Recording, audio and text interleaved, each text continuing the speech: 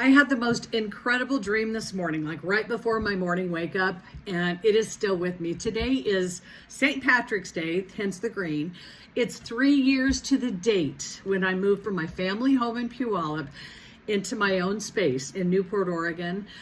On that date, I told my ex, who was going to drive that day and bring my dog down along with a load to the Oregon coast, I just was told I would be not able to function for 5 days. And so I told him, don't bring the dog down for 5 days. He never asked questions because he knew he didn't want to know the answers because I didn't know them. I just knew it meant I was going to go through something.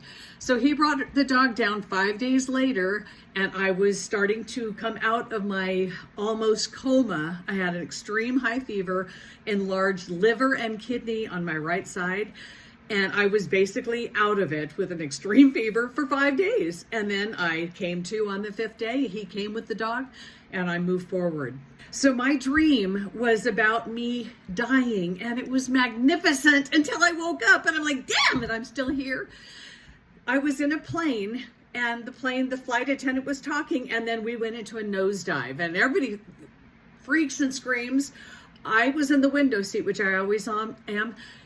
And I looked out and I was full to my soul with so much joy because I've been alone now for 1,095 days to where I've been writing books and silent, and I don't speak to anyone ever on the phone ever. I had to make a phone call today and it was like, ah!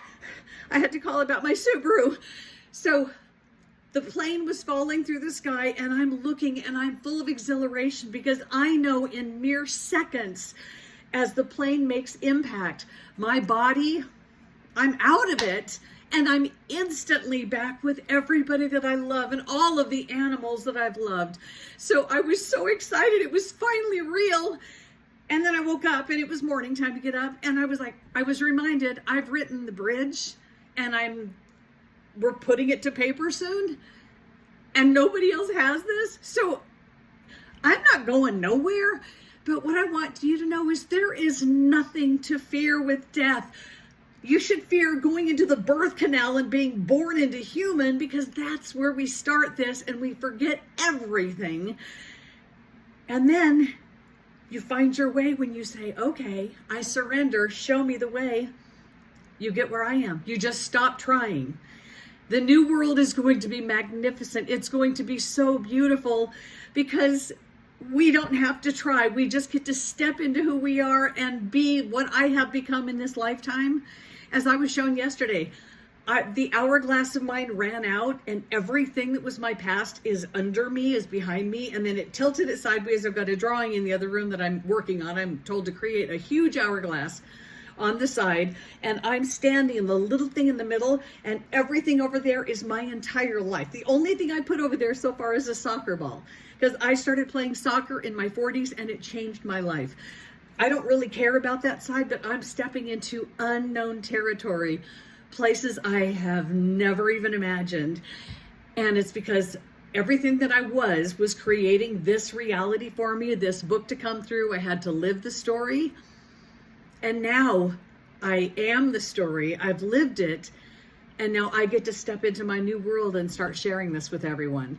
I guess I'm making a video today. This is always new to me. It always is. Don't fear death. My first work, it's snowing. My first work in the spiritual world in the fall will be 9 years ago when I discovered my spiritual path. And the first work that I did was started connecting and communicating to people who had recently passed. So I was hanging with dead people. They were sending me messages for their loved ones. That was the first assignments I had. And now I've written a book that's going to change the planet. All you need to do is surrender, be open and say, show me the way, because you already have an amazing path planned, but we're muddled by the human story. When you step away from the human story, just say, show me the way, Batman, and go, listen, and you'll be told. It's magnificent. So this is 3 years for me that I've been silent and alone. And I cannot begin to tell you that I feel the wheels are turning and I see the shift is happening, and now I'm stepping into the other side of the hourglass, and now I get to just let it fill the way it was intended, not the way that I tried to force it to happen for all of my life, as we all do. I'm excited. I'm stoked. Everything here is brand new starting right now.